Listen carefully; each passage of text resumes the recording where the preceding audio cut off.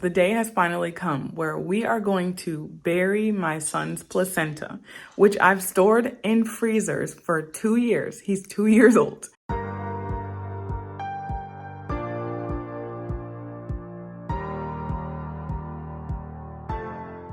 I guess I should have given a warning at the beginning of this, like this is a bodily organ and if you don't like blood and all that stuff. So if you don't like that stuff, it's a placenta, run away. Now you probably have a bunch of questions like, why do you have your placenta? How did you store it?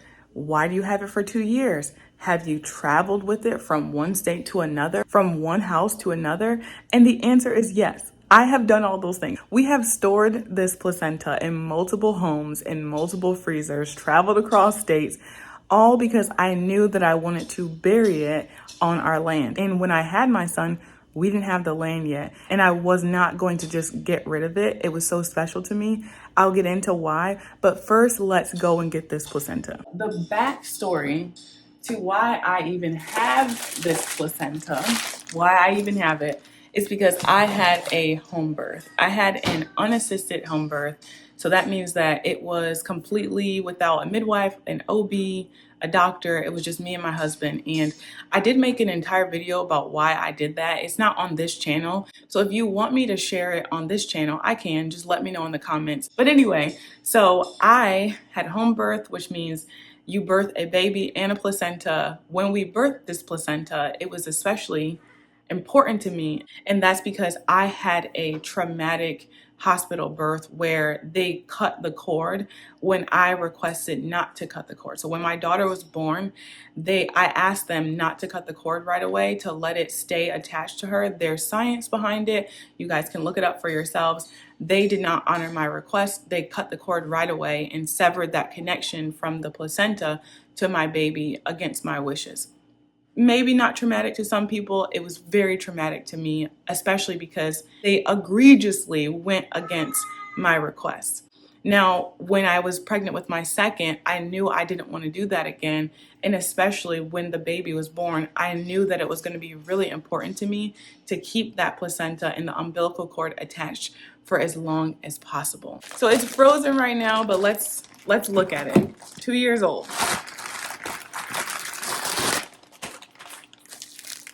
There it is. Oh gosh, it brings back memories. We're gonna thaw this baby out and then we're gonna bury it. All right, we're just gonna use the sun. Thaw out.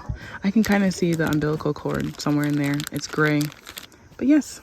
All right, while that is thawing, we got to figure out where we're going to put this placenta. I had a friend who recommended the pine tree that's on our land because it's the only one and it's close to the house. We're gonna check that out, and I have a couple other places to think about too. Okay, so we're under the pine right now, which is like really nice. I mean, it is really nice under here, but it's not gonna work for me. I'll show you why it's not gonna work for me. There, poison ivy all over the place. No, thank you. So that's not gonna work. I also thought about doing it literally in the garden because why not? I'm gonna grow things there. I already know I'm already growing stuff there. I could put it in the garden, but I just don't know if I should do that. I was thinking about planting my own tree at one point, but I don't want to do that. And I'm actually capitalizing on today because the ground is so hard here. Like y'all saw the other video. If you haven't seen the other video of me trying to figure out how to start a garden on this soil, please go look at that. So the ground is so hard that if you don't catch the ground on a day during the rain or after the rain, you actually can't dig a hole even if you wanted to. The only person that can dig a hole when the ground is super dry is the Lord himself. Like it's that bad. Like it's called Rocky Top for a reason. So you can see all of these rocks. It's literally everywhere. So even the grass, it has rocks under. Like it's not soft and plush. Like it's rocky. This is called Rocky Top. We are learning. Back to this here. Now it's rained just yesterday. So I can go like this. Okay. If it did not rain yesterday, this would be impossible. So this is an ideal day to bury something. So here we have the second location, which is the garden itself. I couldn't make a hole and put it right there.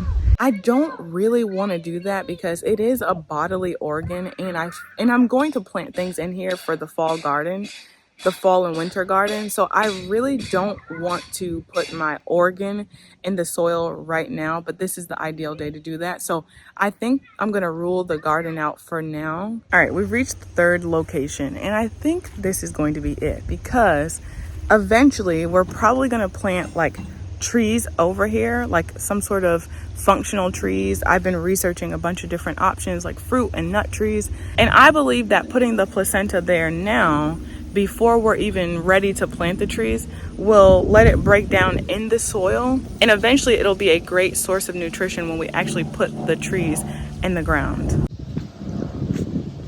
So this clearing here is a great location for some baby trees to grow. Like they're already surrounded by other trees, so it's not like we would like do a whole lot here anyway.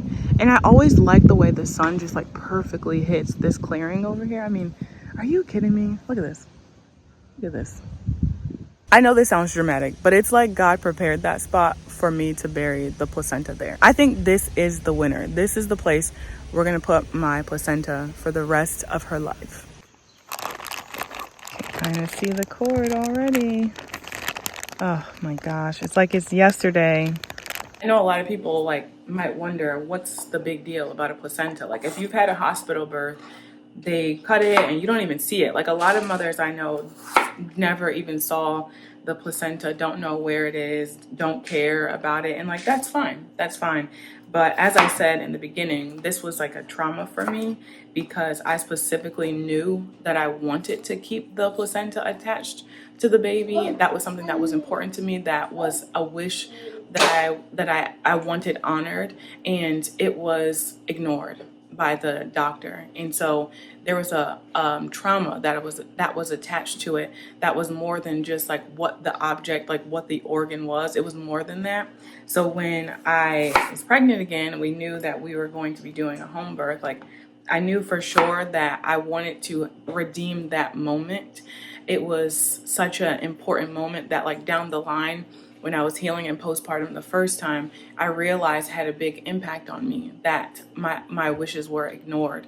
And so I had to work through that, like literally in therapy. And so by the time that second chance came, I took it. And when the baby was born, we definitely did not cut the cord. We kept him attached for as long as I wanted, which was like about like a couple of hours. We just kept it in a bowl. Kept the placenta in a bowl and like kept it attached to the baby. And then I just got tired of carrying the bowl around and we cut it on my terms. We kept the cord long at first and then we cut it as he got, like as the days went on, we cut it and made it smaller. We can argue about how you feel about that, but that's just something that was important to me. And so I'm so grateful that I had the opportunity to look at my placenta and cut the cord on my terms. And it was just a much more empowering moment for me. And so now that we're about to bury it, I'm like reflecting on all of that. And I'm just thankful to God that I got a chance to redeem that moment. Oh, it still has the sack in there. This is where it lived, inside of there. That's where it lived? Yeah. Cute. We've got, this is the inside, right? This is where the baby lives. And the cord attaches there, but you can see the blood vessels. Look at that. This is 2 years old. It looks like I just had this baby. I mean, oh my gosh, it's remarkable. Remarkable. And then we've got this long umbilical cord. And even then, the clots are in there. You can see the vessels every so often. But it's like super slippery. So when, you know when people say the baby's cord was wrapped around, it can't actually like tighten that much because of how slippery it is. Look how easy it comes right back out. And then we got the other side. Yeah. Which is like more gross, I would say. But this is the side that's actually attached to my body. Like, I mean, all of it is my body, but you know what I mean. What would you say? Kind of looks like a what I would expect a lung to look like. Yeah, it is. It's like spongy too. Am I really gonna get rid of this beautiful creation?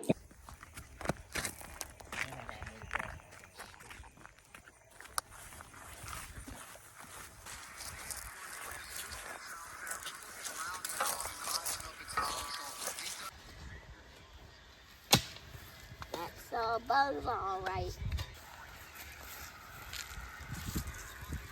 Whoa, watch out.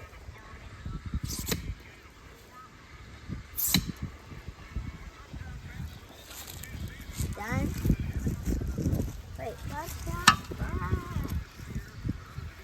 I thought we were just gonna be able to just go out here and dig a hole real fast and bury it, but apparently we can't do that because there's other things that will dig it back up. And Shane says that if I want nature to take it, then I should have just threw it outside versus try to bury it. So now we have to wait until he's done digging a hole that he sees fit deep enough for him. And it's gonna take longer than we thought it would be. A lot.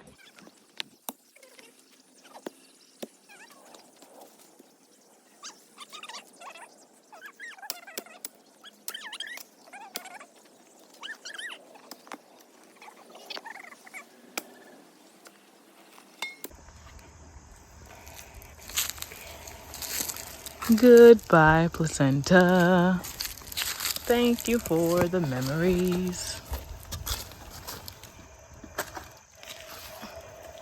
I'm all set. Want me to dig another hole? Nope, you did so good. Thank you. Now I'm gonna leave the mosquitoes. All right, it's all over. Honestly, it kind of feels like bittersweet because it's a precious moment, right? But also it's like I've been holding on to it for 2 years. Like in some ways the birth was like unended. It was obviously, I mean, he's 2 years old, right? But like now it's like a chapter is officially closed. Like that chapter of my life is officially closed. So yeah, feels good though. Feels good. I'll see you guys in the next video.